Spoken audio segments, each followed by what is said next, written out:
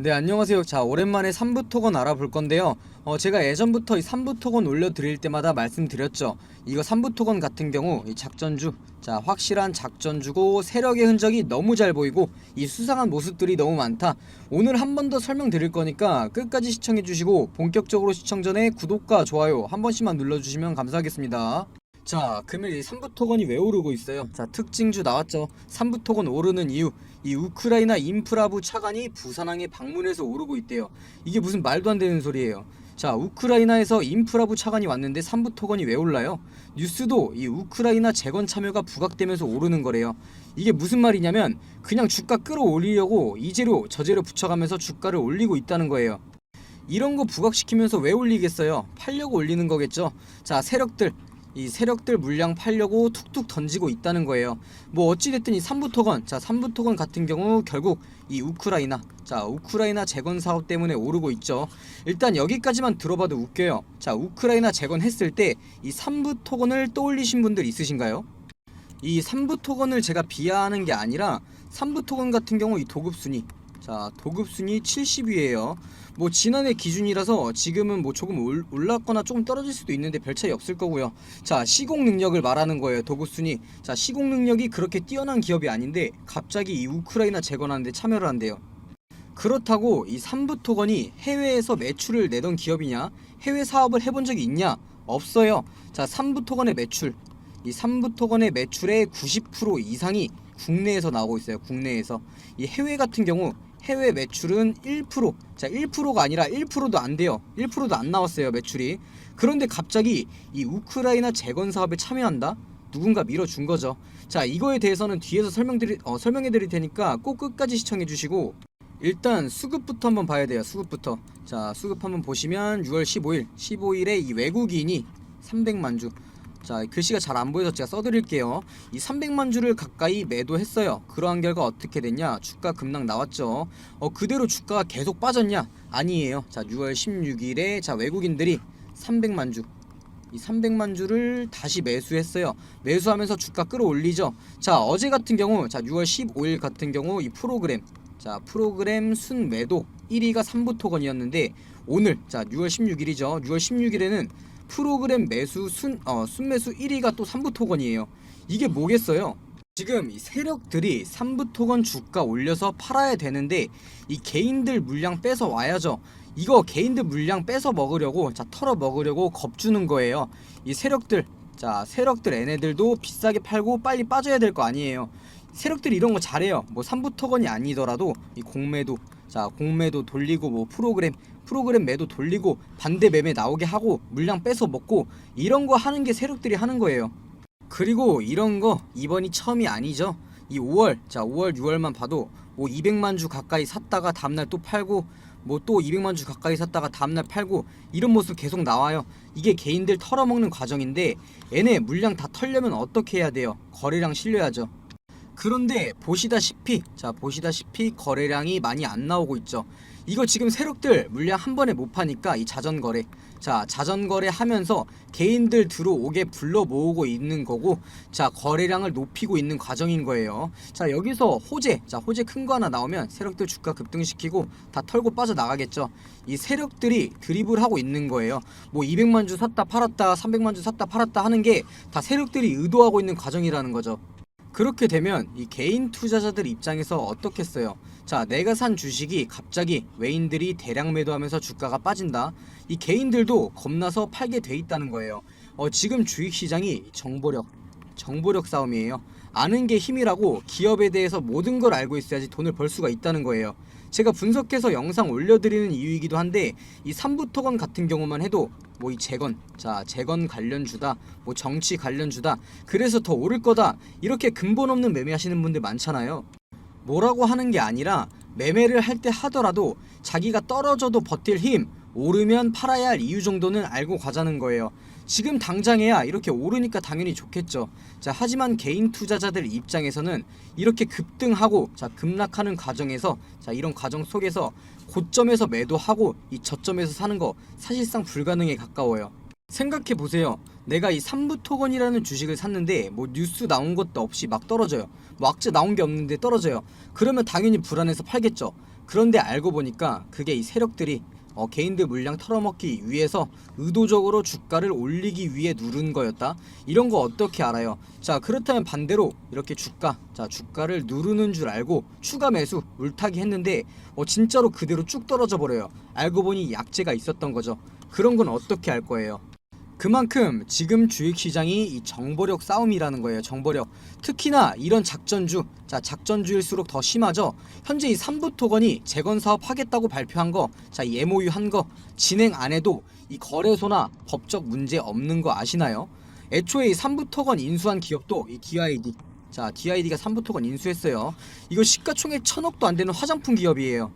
뭐 이런 거 말고도 이번 우크라이나 재건 사업에 참여할 수 있던 게 알고 보니까 뒤에서 도움을 주던 뒷배가 있었고, 아직 예정되어 있는 MOU 재건 협업이 몇 개 더 남아 있다. 주가 무조건 어느 가격까지는 오를 수밖에 없다. 이런 거 알고 있으시면은 세력들이 겁주면서 조정 나와도 안 파실 거잖아요. 이건 제가 오늘 말씀드릴 내용들 대충 말씀드린 거긴 한데, 이런 거 말고도 중요한 내용, 알아야 하는 내용 굉장히 많아요. 이런 자세한 내용들 정리해 놓은 자료 받아보고 싶으신 분들은 위에 보이는 제 번호로 이 3부 토건이라고만 남겨주시면 제가 다 보내드린다는 거예요. 아는 게 힘이라는 말이 있잖아요. 매매를 할 때 하더라도 확실하게 알고 하시라는 거죠. 뭐 나는 이런 재료들 이런 정보들 필요 없고 그냥 언제 사고 언제 팔아야 하는지만 궁금하다 하시는 분들은 제 번호로 평단가 3부토건 가지고 있는 평단가만 남겨주시고요. 평단가 남겨주시면 제 가격에 따른 이 매도 타점 보내드릴 테니까 편하게 문자 남겨주시고요. 다시 바로 본론으로 넘어가서 삼부토건이 최근 급등하고 있는 이유가 이 우크라이나 재건 관련해서 상승을 보여주고 있는 거죠. 벌써 밑바닥부터 엄청 올라왔어요. 이번에 삼부토건이 우크라이나와 업무 협약 MOU를 맺으면서 주가가 우크라이나 재건 수혜주로 자리를 잡은 거죠. 바로 이 삼부토건이 우크라이나 북동부 도시인 코노토프시와 재건 사업 이 MOU를 체결해서 그런 건데요. 뭐 이게 아니더라도 이 삼부토건 같은 경우 이르핀시와도 MOU를 체결했어요. 이것도 제가 처음에 말씀드렸던 이 주가를 어떻게든 끌어올리려고 부각시키고 있는 거예요.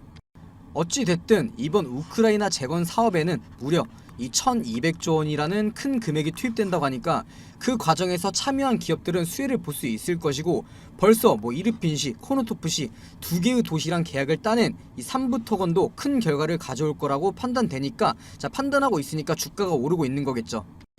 그런데 지금부터 집중하셔야 하는 게 이 삼부토건이 우크라이나 재건 사업 전체에 참여하는 게 아니라 방금 보여드렸던 이 코노토프시라는 8만 명이 있는 인구 도시에 참여하는 거고, 이 이르핀시라는 소도시에 참여하는 거예요.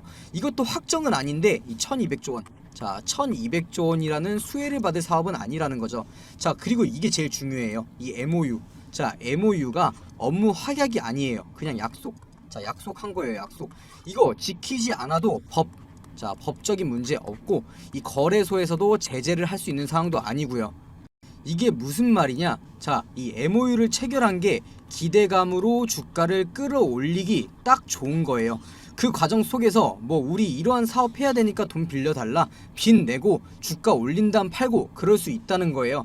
그래서 이 세력들이 이러한 MOU를 작전 재료로서 많이 사용하죠.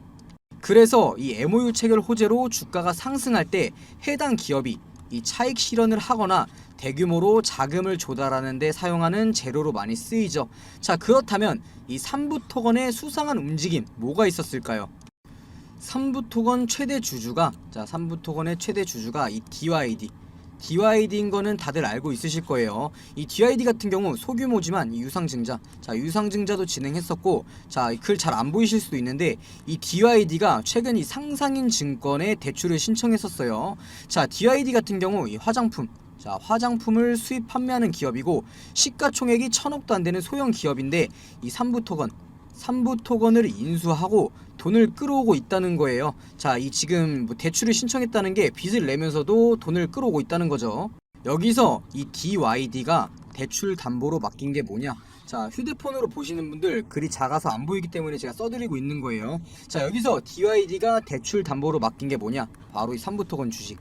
자, 인수한 DID가 인수한 삼부토건의 주식 100%를 담보로 맡겼어요. 자, 원래는 보시면은 1750만 주 중에 1500만 주, 자 85% 정도를 담보로 맡기고 빚을 내면서 돈을 빌렸었는데, 자 MOU, 자 호재 나오면서 주가 상승하니까 이 담보의 가치도 상승했어요. 자, 삼부토건이라는 주식, 이 담보의 가치가 상승하니까 그러한 결과 이 DYD, 자 DYD가 이 담보 주식 100%, 자 100%, 원래 85%였는데 이거 변경하고 100% 다 맡길 테니까 돈 더 많이 줘, 돈 제대로 끌어온 거예요. 이게 뭐예요?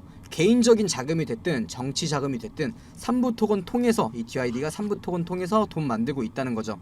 그게 아니라면 이 DYD가 이번 삼부토건 대출을 통해서 만든 자금을 뭐 재건 사업을 위해 공장 증설을 하겠다, 이런 거나 뭐 해외 개발에 투자를 하겠다, 이런 거 공시해야 되는데 그럴 확률은 적어 보이죠.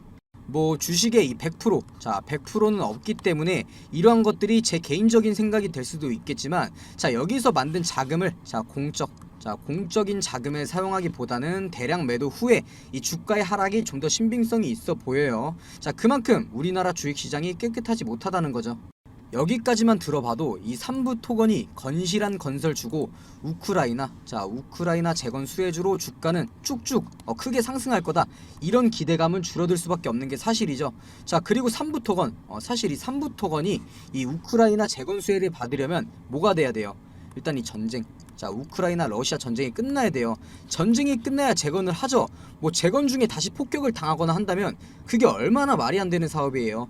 군인들이 눈이 계속 오는데도 제설 작업 계속 하는 거랑 똑같은 상황이 되는 거겠죠. 이 우크라이나 당국도 자 2023년에서 2025년을 전쟁 후 시대, 2026년부터 2032년을 신경제시대라고 부르고 있죠. 자, 그렇다는 뜻은 당장의 이런 MOU 체결이 당장의 수혜를 불러올 수 있는 사업은 아니라는 거예요. 자, 그렇다는 뜻이 뭐겠어요? 자, 그렇다는 뜻은 현재의 주가, 위험하다는 거죠. 물론 이 세력들의 의도가 올리고 파는 거라면 당연히 주가 오르겠죠. 그 과정에서 이 매도만 잘한다면 수익 챙겨갈 수도 있어요. 자, 하지만 이런 세력들의 작전주, 이 매도 타이밍 놓치는 순간 이러지도 저러지도 못하고 큰 손실 가져가게 돼 있어요. 자, 그래서 혼자 매매하시는 분들은 제 번호로 이 평단가와 함께 연락 꼭 남겨달라는 거고요. 자, 그리고 끝까지 시청해주신 분들을 위해서 제가 한 가지 더 말씀드릴 건데, 이 과거의 삼부토건이 정치인 관련주로 엮였던 적이 있어요. 자, 바로 이낙연 관련주로 엮였었죠. 이 삼부토건의 대표로 이낙연 전 국무총리의 동생인 이계현 씨가 들어왔을 때인데, 삼부토건의 전 대표인 이계현 씨는 사실 이 삼부토건 전에 이 사만 기업이라는 기업의 전 대표이기도 했어요. 이때도 미심쩍던 부분이 많았죠. 이 사만 기업 같은 경우 부실 기업으로 굉장히 유명했어요. 뭐 그래도 매출이 나오긴 했죠. 뭐 1년에 2,600억 정도의 매출이 나왔었는데, 자 이기현 씨가 사만 기업의 대표로 들어가자마자 한 분기 만에 무려 이 3천억 원의 수주를 가져왔어요. 엄청난 거죠. 좋게 평가받았어요. 1년에 2,600억 매출 나오는 기업이 한 분기만에 3천억을 가져왔다는 건 말이 안 되는 거예요. 그런데 이게 혼자만의 힘으로 가능했을까요? 바로 이 이낙연 전 국무총리와 관계가 있었겠죠. 자, 이계현 씨가 이 사만 기업의 대표로 들어갈 때 신고도 안 하고 들어가서 조사도 몇 번 있었어요. 자, 그리고 이 이낙연 전 국무총리가 첫 불가리아 순방 때 이 동양물산 TYM이죠. 자, 동양물산의 대표인 김희용 씨와 동행을 했었어요. 그리고 이 김희용 씨와 삼부토건의 전 회장인 조남욱 씨. 자, 조남욱 전 회장은 절친한 관계고요. 그 뒤로 이 이계현 씨가 이 삼부토건에 들어오고 나서 주가가 급등을 했었죠.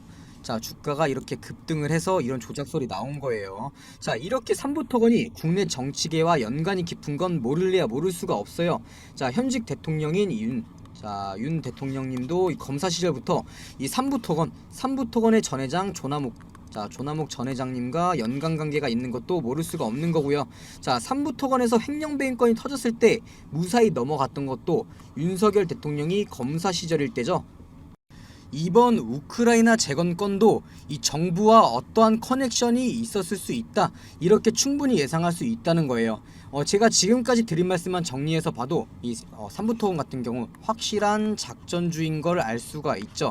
이 작전주의 끝은 어떻게 될지 다들 아실 거예요. 자, 과거에도 제가 아까 말씀드렸던 이 이낙연 전 국무총리와 엮였을 때도 그때도 작전이었어요. 작전. 그때 이제 1600% 올랐던 거 다 반납했잖아요. 그만큼 혼자서 매매하기 어려운 종목이라서 제가 영상 올려드리는 거고, 문자 남겨주시는 분들은 제가 직접 이 매매 타점 잡아드린다는 거예요.